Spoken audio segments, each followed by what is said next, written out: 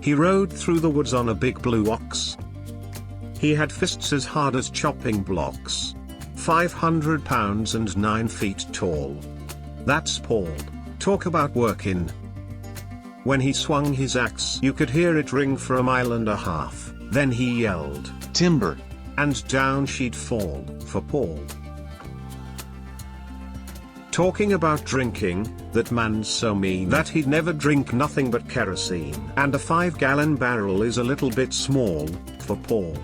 Talking about tough, well, he once had a fight with a thunderstorm on a cold dark night. I'm not saying who won,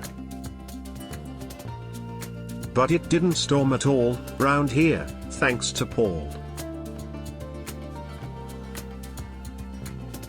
He was 90 when he said with a sigh, "I think I'm going to lay down and die, 'cause sunshine and sorrow, I've seen it all." Says Paul. He says, "There is no man alive can kill me, there is no woman round can thrill me. And I think heaven might be a ball." Says Paul. So he died, and we cried. It took 18 men to bust the ground. Then it took 24 more just to lower him down.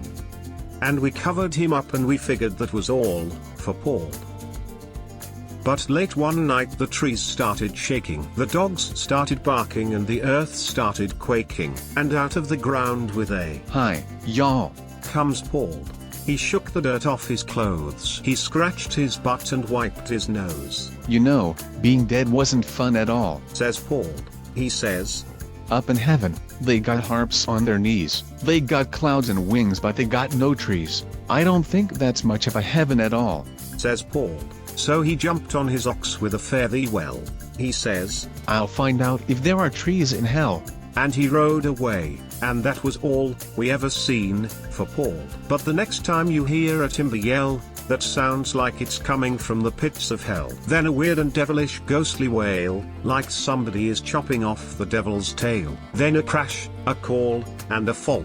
That's no mortal man at all, that's Paul.